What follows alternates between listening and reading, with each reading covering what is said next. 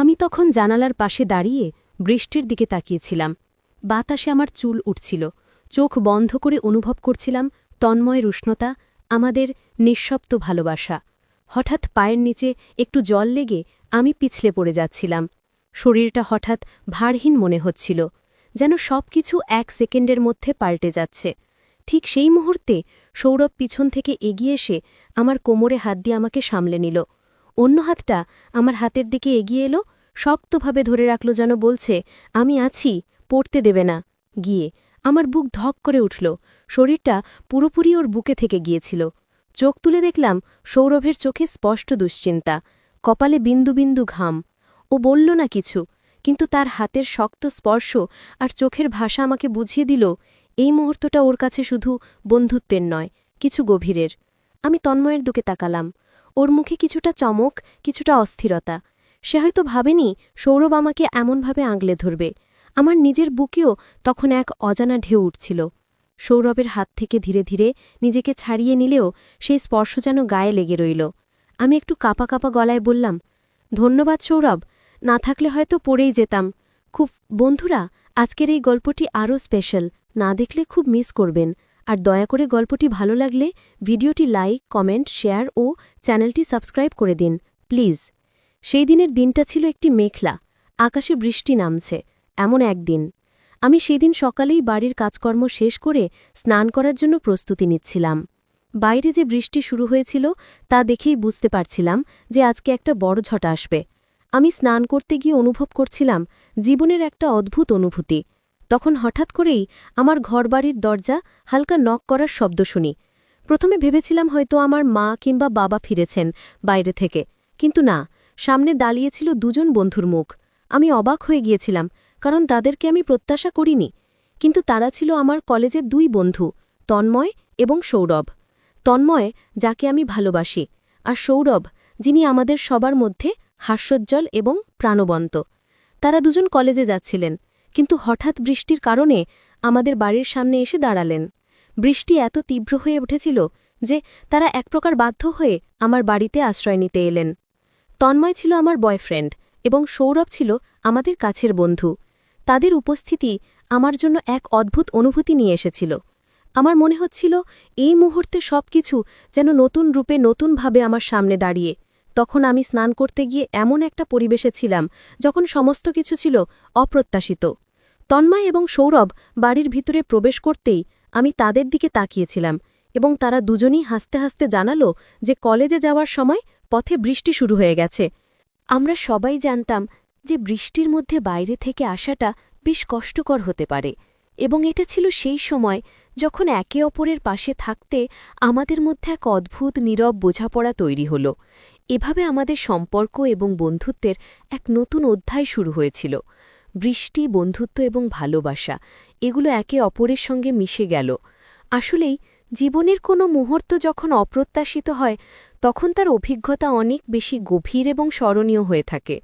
তন্ময় এবং সৌরভ যখন আমার বাড়িতে প্রবেশ করল, আমি কিছুটা অস্বস্তি অনুভব করছিলাম, কারণ আমি স্নান করতে গিয়েছিলাম এবং আমার সঙ্গে সে সময় কোনো পোশাক ছিল না। তবে তন্ময় আর সৌরভ দুজনেই বন্ধু হিসেবে জানতাম তারা আমাকে অনেক ভালোভাবে বোঝে। সৌরভ হেসে বলল, আর মজা করো না, তোকে স্নান করতে দেখে মনে হচ্ছে কিছু একটা ঘটে যাবে। আমি একটু লজ্জা পেলেও হাসলাম। তন্ময় নির্ভেভে দাঁড়িয়েছিল এক ধরনের গম্ভীরতা সহ, কিন্তু তার চোখে একটা সখী চিন্তা ছিল। সৌরভ প্রায় 1 মিনিট চুপ করে থেকে বলল, এটা তো উপহার হয়ে এসেছে। বৃষ্টি আর তোমার বাড়ির সান্নিধ্যে এই মুহূর্তে আমাদের সময় কাটানো কেমন এক অভিজ্ঞতা গো। আমি অবাক হয়ে তাকিয়েছিলাম, এরকম একটি মুহূর্ত আগে কখনো চিন্তা করিনি। তন্ময় হঠাৎ বলল, তুমি তো আজ একদম অদ্ভুত দেখাচ্ছিলে, স্নান করতে গিয়ে যদি জানতাম তো তুমিও তো আমাদের সাথে যোগ দেবে অবশ্যই। আমি জানতাম তাদের হাস্যরসিকতা এবং বন্ধুত্বের মজা, কিন্তু আমার মনের মধ্যে কিছু প্রশ্ন উঠছিল। কি হবে এই মুহূর্তে? কেন তারা এখানে এসেছে? এর পরবর্তী পরিস্থিতি কি হবে?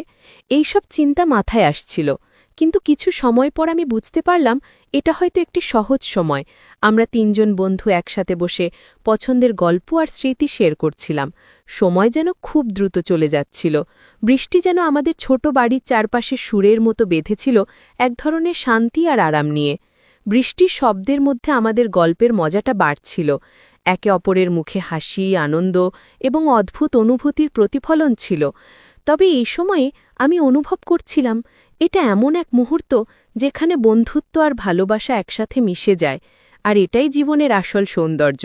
তন্ময় এবং সৌরভের উপস্থিতিতে আমার বাড়িতে কোনো এক অজানা রকমের ভালোবাসার আবহ সৃষ্টি হয়েছিল। আমাদের সম্পর্কেও অদ্ভুত এক অনুভূতি তৈরি হয়েছিল। সৌরভ বারবার বলছিল, এখন তো খুব ভালো লাগছে, বৃষ্টি আর বন্ধুত্বের মধ্যে আছি। তন্ময় যদিও বেশ সাদামাটা, কিন্তু কখনো কখনো তার কথায় বিশেষ কিছু ছিল যা আমাকে গভীরভাবে ভাবতে বাধ্য করত। আমি জানতাম তন্ময় আমার জীবনে বিশেষ একটি জায়গা অধিকার করেছে, আর আজকের এই মুহূর্তে সেও অনুভব করছিল যে বৃষ্টির মতোই আমাদের সম্পর্কের মধ্যে কিছু গভীরতা রয়েছে যা কখনো ক্ষণিকের জন্যে ভোলানো যাবে না। বাড়ির ভেতরে চারপাশটা যেন একরকম নিস্তব্ধতায় ভরে উঠেছিল। বৃষ্টির শব্দ বাইরে থেকে আসছে ঠিকই, কিন্তু ঘরের মধ্যে সেই শব্দ যেন হৃদয়ের ছন্দে মিশে গিয়েছিল। আমি তখন আধা বেজা চুলে, একটা হালকা কাজল মুছে যাওয়া চোখে ওদের সামনে এসে দাঁড়ালাম।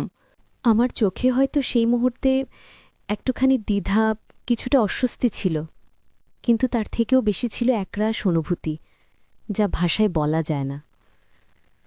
আমি কিছু বলিনি, শুরু চোখের দিকে তাকিয়েছিলাম তন্ময়ের চোখে, আর তন্ময়ও চুপ করে আমার মনের ভেতরের অস্থিরতা পড়ে ফেলেছিল। সে ধীরে ধীরে এগিয়ে এসে নিচু গলায় বলল, তুই এমন কাঁচা ভেজা অবস্থায় যখন সামনে এলে, জানিস আমার বুক কেমন করে উঠল? শুধু শরীরের নয়, তোর চোখের ভেতরে আজ একটা ব্যথা লুকিয়ে আছে, যেটা আমি আজ পড়ে ফেললাম। তন্ময়ের কণ্ঠে এমন কোমলতা ছিল যা আমি আগে শুনিনি। তার চোখজোড়া ভিজে উঠছিল যেন আমার সেই অগোছালো অবস্থাতেও সে এক অদ্ভুত ভালোবাসা খুঁজে পাচ্ছিল। তার চোখে কোনো লোভ ছিল না, কোনো অধিকার দেখানোর চেষ্টা ছিল না, ছিল কেবল এক নিঃশব্দ আশ্বাস, আমি যেন আর একা না হই। সৌরভ একটু দূরে দাঁড়িয়েছিল, কিন্তু তার চোখেও একরাশ অনুভূতি। সে বলল, তুই জানিস না, তোর একটুখানি কষ্ট দেখলে আমাদের দুজনের ভিতরে কিরকম ঝড় ওঠে। তুই হেসে থাকলেই তো আমরা বাঁচি। আমি কাপা গলায় শুধু বললাম, তোমরা এসেছ, সেটাই আমার জন্য অনেক। আজ খুব একা লাগছিল। আর কিছু বলতে পারিনি, গলা বুঝে এসেছিল। তন্ময় হঠাৎ আমার কাঁধে হাত রাখল এবং খুব ধীরে বলল, আমরা থাকব। তুই শুধু বলিস কখন তোর মন খারাপ। তোকে নিয়ে যতবার চিন্তা করি, বুঝি তুই শুধু আমার নয়, আমার হৃদয়ের সবটুকু দখল করে নিয়েছিস। ওই সেই মুহূর্তে সৌরভ আমাদের দিকে তাকিয়ে বলল, ভালোবাসা মানে তো কেবল প্রেম নয়, ভালোবাসা মানে তো এমন বন্ধু হওয়া যে তোর এক ফোঁটা কান্না সহ্য করতে পারে না। আমার চোখ বেয়ে এক ফোঁটা জল গড়িয়ে পড়ল, আর আমার মন বলল, এই মুহূর্তটাই আমার জীবনের সবচেয়ে সুন্দর উপহার। আমরা তিনজন চুপ করে বসেছিলাম। বাইরে তখনও বৃষ্টি থামেনি। জানলার ফাঁক দিয়ে হালকা ঠান্ডা বাতাস ঘরের ভেতরে ঢুকছিল। আমি একটা কম্বল গায়ে জড়িয়ে বসেছিলাম, আর তন্ময় ঠিক আমার পাশেই। সৌরভ আমাদের উল্টো দিকে চুপ করে বসেছিল, চোখে মুখে এক অদ্ভুত ভার।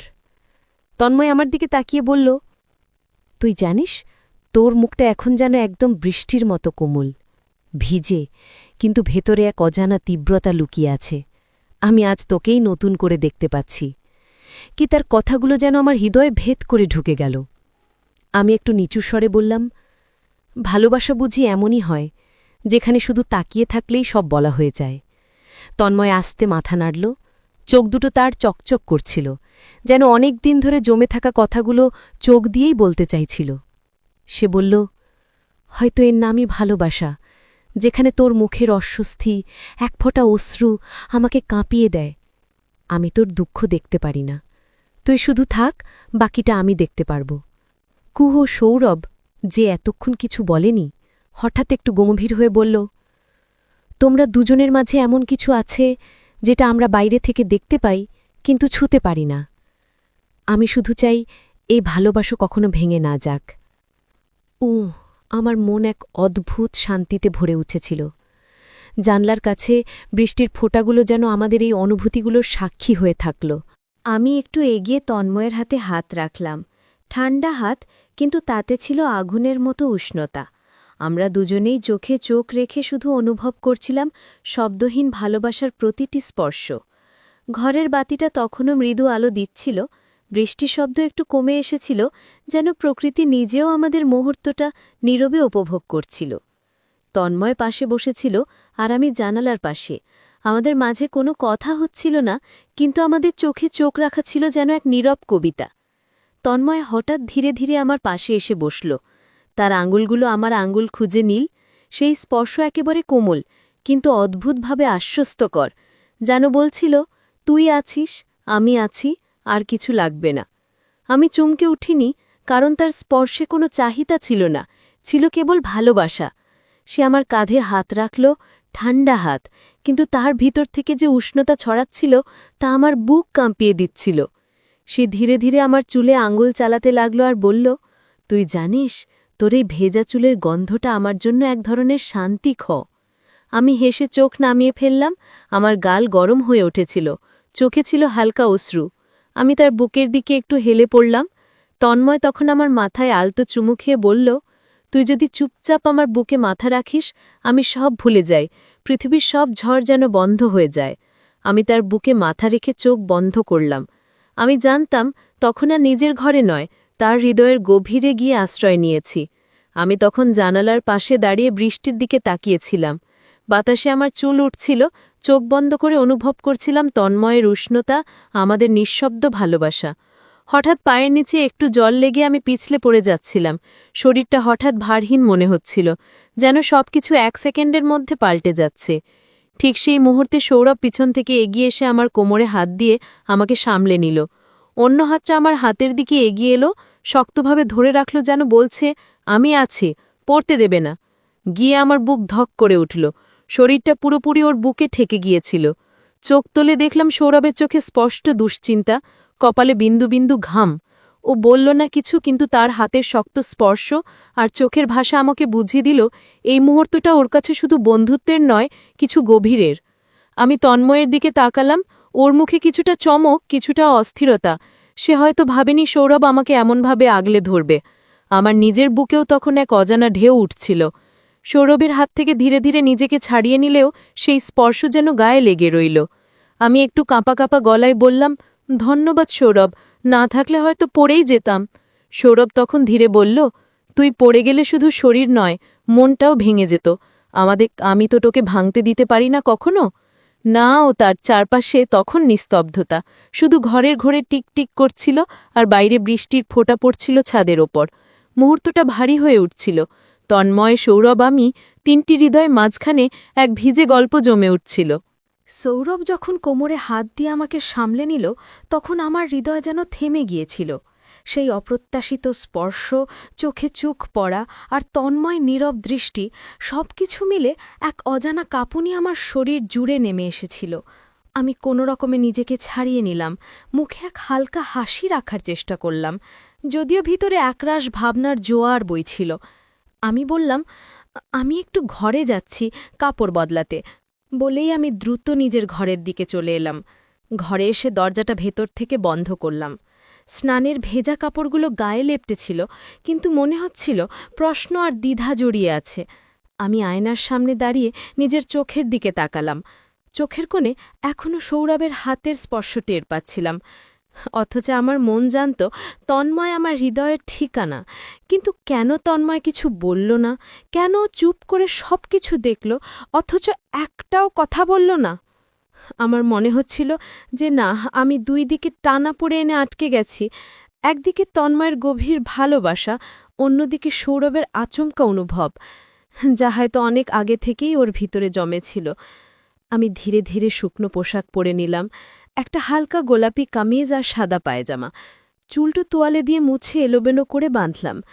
নিজেকে যতটা সম্ভব শান্ত রাখার চেষ্টা করছিলাম, কিন্তু সত্যি বলতে মনটা ছিল অস্থির।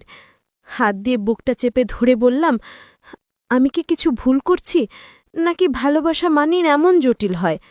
ঘরের বাইরের নীরবতা আমাকে আর স্থির থাকতে দিচ্ছিল না। জানতাম বাইরে 2টা চোখ আমার ফেরার অপেক্ষায় আছে, একটা গভীর ভালোবাসা নিয়ে, আর একটা হয়তো গোপন অনুভূতির বিষয় নিয়ে। আমি ঘর থেকে বেরিয়ে এলাম, গায়ে হালকা গোলাপি জামা, ভেজা চুলের সুবাস, চোখে কিছু না বলা ভাবনা। আমার সামনে তখন তন্ময় ও সৌরভ চুপচাপ বসেছিল। দুজনেই যেন নিজেদের ভেতরের দ্বন্দ্ব নিয়ে যুদ্ধ করছে। আমি আস্তে হাঁটতে হাঁটতে ওদের সামনে এসে দাঁড়ালাম। আমাদের মাঝে কিছু সময় নীরবতা ছিল, যেন হৃদয়গুলো একে অপরের গতি পড়ার চেষ্টা করছে।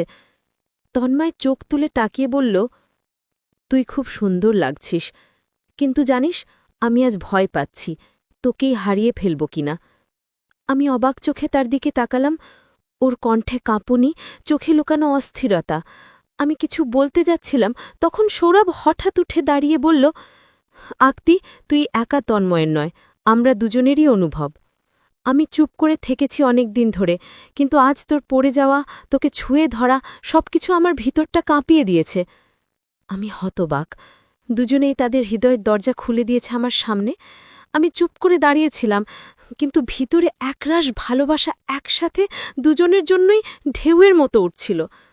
তন্ময় আস্তে আমার হাত ধরল।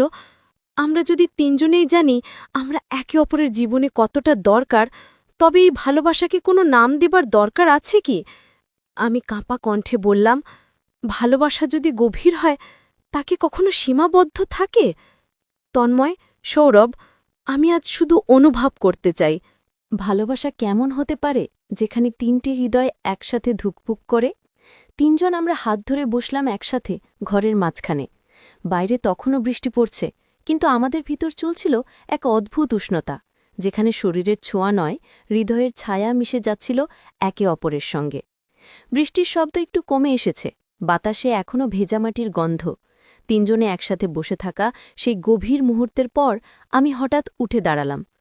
তন্ময় আর সৌরভ দুজনেই চুপচাপ আমার দিকে তাকিয়েছিল। আমি হেসে বললাম, তোমরা বসো, আমি তোমাদের জন্য একটু খাবার নিয়ে আসি। সকাল থেকে কিছু খাওনি তো? তন্ময় বলল, তুই তো ভিজেছিস, একটু বিশ্রাম নে আগে। আমি মাথা নেড়ে বললাম, ভালোবাসার মানুষদের জন্য কিছু করতে পারলে ক্লান্তি বলে কিছু থাকে না। গিয়ে আমি রান্নাঘরে ঢুকলাম, ভেজা জামার উপরে একটা চাদর জড়িয়ে নিলাম, আর ধীরে ধীরে রান্নায় মন দিলাম। আলু পোস্ত ভাত আর ডিমের ঝোল, যেটা ওদের দুজনেরই পছন্দ। গ্যাসের আগুনের আঁচে ধোঁয়া উঠছে, আমি চামচ ঘুরিয়ে রান্না করছি, আর মনে মনে ভাবছি এই ছোট ছোট যত্নে কত বড় ভালোবাসা লুকিয়ে থাকে। রান্না শেষ হলে থালায় করে ওদের সামনে নিয়ে এলাম। গরম ভাতের গন্ধে ওদের মুখে হাসি ফুটে উঠল। সৌরভ বলল, তুই শুধু রান্না করিস না, তুই মনেরও যত্ন নিতে জানিস কি? তন্ময় বলল, তোর হাতে রান্না মানে শুধু খাবার নয়, এটা যেন ভালোবাসার স্বাদ। খেয়ে আমরা তিনজন একসাথে বসে গেলাম। বাইরে তখন রোদের একফালি আলো জানালায় এসে পড়েছে। ভেতরে ঘরটা ভরে উঠেছে গরম ভাতের গন্ধে, চুপচাপ খাওয়ার শব্দে, আর মাঝে মধ্যে চোখে চোখ পড়ার এক অদ্ভুত মিষ্টি ঝাঁকুনিতে। সকাল গড়িয়ে দুপুর হতে চলেছে। ঘরের ভিতর তখন আর শুধু বৃষ্টির গন্ধ নয়, মিশে গেছে রান্নার স্বাদ, ভালোবাসার স্মৃতি আর এক অদ্ভুত শান্তি। তন্ময় আর সৌরভ দুজনেই তখন চুপচাপ বসেছিল। তাদের চোখে মুখে আর কোনো দ্বিধা নেই, শুধু এক মৃদু প্রশান্তি, যেন এই ঘরের প্রতিটি কোণ তাদের ভালোবাসার নীরব সাক্ষী হয়ে উঠেছে। আমি ওদের দিকে তাকিয়ে একটু হাসলাম, বললাম, চলো এখন কলেজে যাও, অনেক দেরি হয়ে গেছে, স্যার রাগ করবেন কি? তন্ময় উঠে এসে আমার সামনে দাঁড়ালো, একটু নরম গলায় বলল, আমাদের মন আজ এখানেই পড়ে থাকবে জানিস, কলেজের বইয়ের পাতায় তোকে খুঁজে পাব না। আমি কিছু বলতে যাচ্ছিলাম, ঠিক তখনই তন্ময় আলতো করে আমার কপালে চুমু খেল। তার ঠোঁটের উষ্ণতা আমার কপালে যেন একটা আশ্বাস হয়ে রয়ে গেল, ভালোবাসা, নিরাপত্তা আর অটুট বন্ধনের। এরপর সৌরভ ধীরে এগিয়ে এলো, একটু হেসে বলল, আজ শুধু বন্ধু হয়ে গেলাম না, তোর অনুভবেরও একটা অংশ হয়ে গেলাম। ওর চোখে জল চিকচিক করছিল। ও আমার কপালে হালকা চুমু দিল, একটা নরম অদ্ভুত রকমের আবেগমাখা স্পর্শ। আমি চোখ বন্ধ করলাম, যেন এক মুহূর্তে দুটো হৃদয় একসাথে আমার হৃদয়ে গেঁথে গেল। দুজনেই দরজার দিকে হাঁটতে লাগল। আমি পেছন থেকে ওদের দেখতে লাগলাম। দুটো ছায়া, কিন্তু আমার জীবনের আলো হয়ে চলে যাচ্ছে। বাইরে তখন সূর্যটা ধীরে ধীরে মেঘের আড়াল থেকে বেরোচ্ছে, ঠিক যেমন আমার মনের ভিতরে ভালোবাসার আলো ফুটে উঠেছে। তো বন্ধুরা, ভিডিওটি ভালো লাগলে কমেন্টে জানাবেন। এরকম ভালোবাসার গল্প শুনতে চাইলে চ্যানেলটা সাবস্ক্রাইব করুন এবং পাশে থাকুন, আর আপনার বেল